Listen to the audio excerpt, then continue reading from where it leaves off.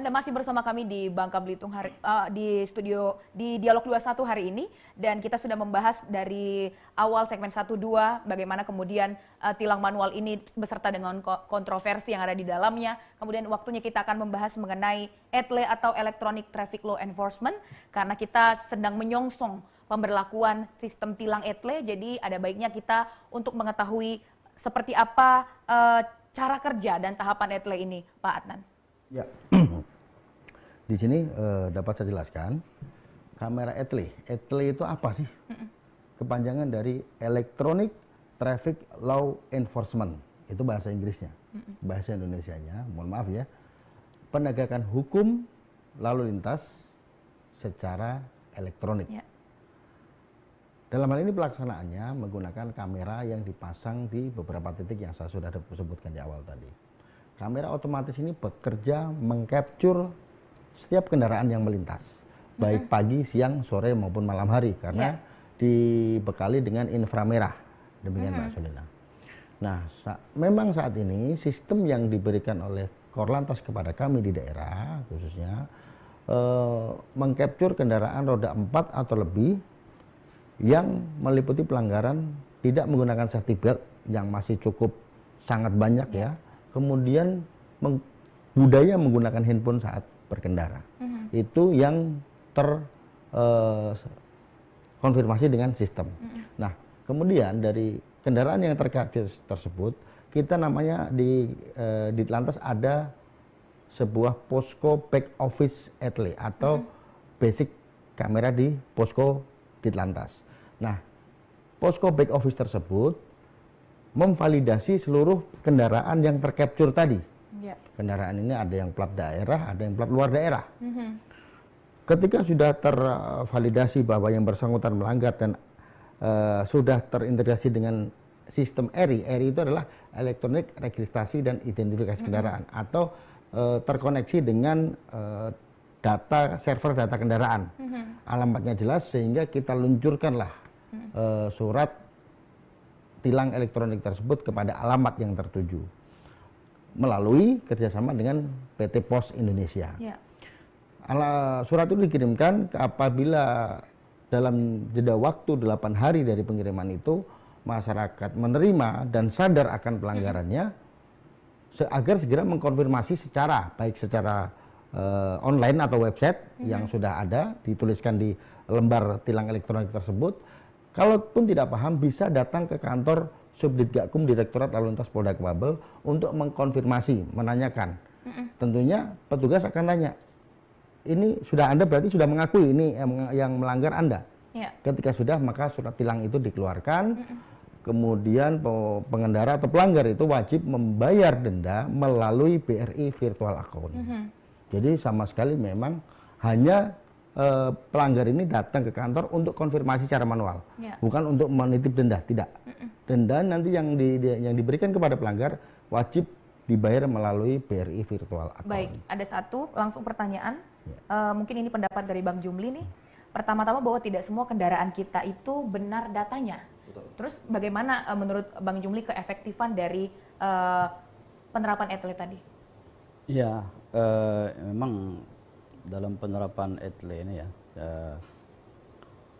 memang harus banyak yang harus dipersiapkan. Tentunya salah satu tadi pemutakhiran data kendaraan itu, karena kan dalam CCTV kan dia hanya mungkin merekam fisik orang di dalamnya. Kalau kendaraan mobil kan juga mungkin plat nomornya, begitu Pak Kasat ya. Nah, ini kan kita tidak tahu, kadang apalagi mobil-mobil yang mungkin atau kendaraan yang sudah lama, yang mungkin kepemilikannya sudah beralih ke orang lain. Nah, ini kan tentunya saya tidak tahu nanti seperti apa cara pemutakhiran data tersebut, agar nanti begitu masuk rekaman CCTV itu bahwa ini benar adalah pelanggarnya itu, seperti itu.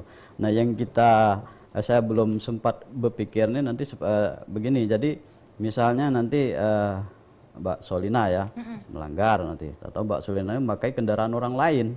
Artinya kan yang pelaku pelanggar itu bukan pemilik kendaraan, tapi adalah Mbak Solinanya. Ini penerapannya dalam pemberian tilang atau sanksinya itu seperti apa? Ini yang juga masih saya belum paham gitu kan. Mungkin bukannya saya, masyarakat yang mungkin yang menonton ini juga mungkin belum paham seperti apa. Nah, mungkin ini yang juga menjadi kendala terkait dengan apa namanya penerapan etle ini ke depannya.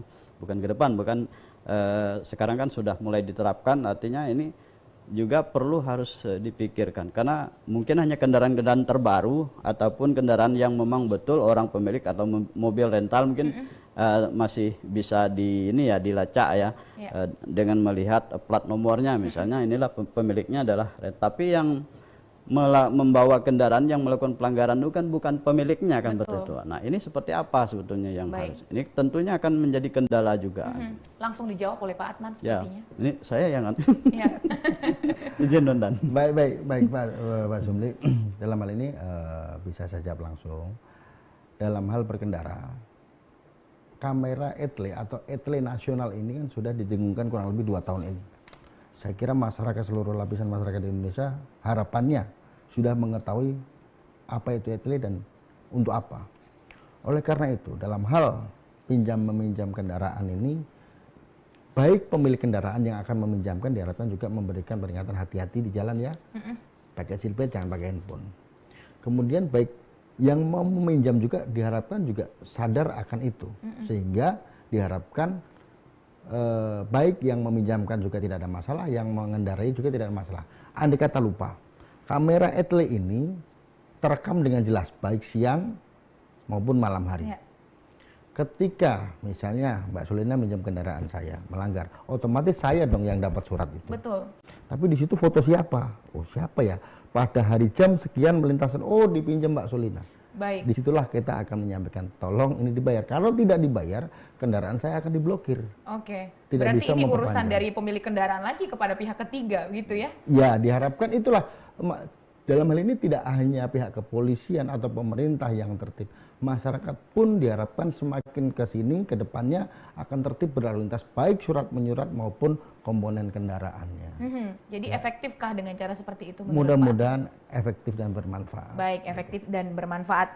Ini kan tadi saya mendengar juga bahwa ada kerjasama dengan PT Pos juga. Betul. Jadi kerjasama stakeholder seperti apa yang diinginkan oleh kepolisian daerah dalam hal ini untuk menyukseskan pemberlakuan etle?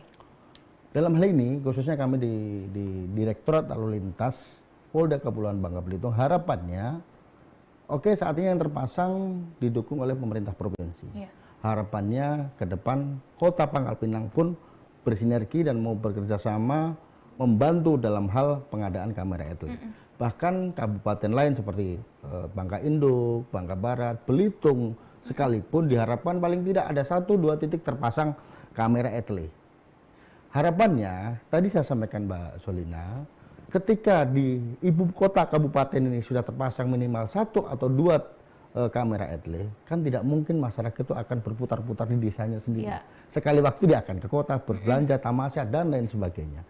Ketika ada kamera etle, harapannya itu polisi tidak bersentuhan dengan langsung pelanggar, tapi dengan adanya etle itu menanamkan kedisiplinan serta kesadaran berlalu lintas semakin tinggi. Kalau kerjasama dengan Pemprov, sudah pernah ada pertemuan untuk membahas hal ini? Untuk membahas etle? Iya. Sudah. Ini etle ini kan hibah dari Pemprov. Dalam hal ini Bakuda. Baik, setelah dihibahkan begitu?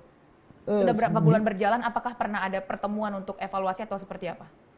Itu sudah dilaksanakan, evaluasi terhadap berjalannya etle ini.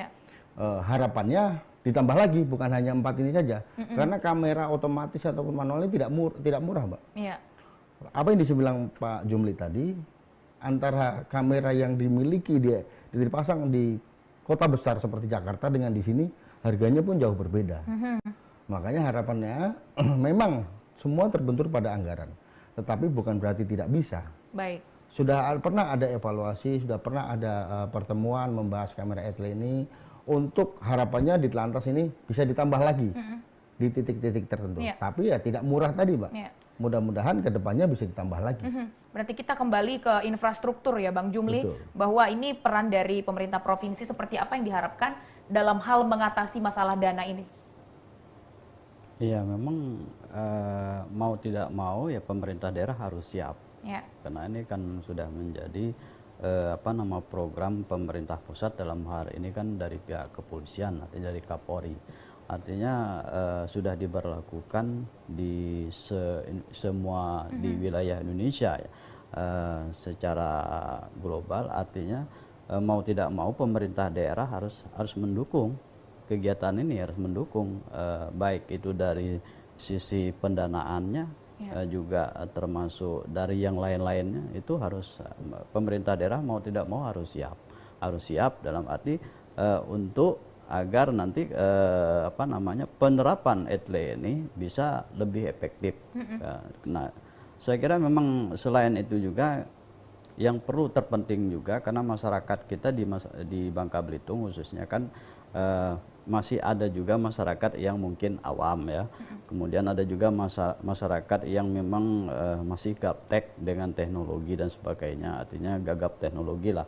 Nah, ini mungkin perlu menjadi suatu tugas juga untuk memberikan sosialisasi yang sebanyak-banyaknya kepada masyarakat. Dan selain itu juga tadi sudah disampaikan oleh Pak Kasat tadi, tentunya bersifat edukasi juga agar bisa mendorong ataupun meningkatkan kesadaran masyarakat untuk berdisiplin berlalu lintas. Artinya nanti suatu saat alat ini sebetulnya hanyalah sebagai sebagai alat pemantau ataupun sebagai rambu-rambu. Tapi sebetulnya kedisiplinan itu adalah tergantung kepada kesadaran masyarakat itu sendiri. Baik, kita akan jeda dulu. Namun setelah ini tetaplah bersama dengan kami karena kita masih akan membahas mengenai hal ini dalam segmen kesimpulan. Tetaplah bersama kami.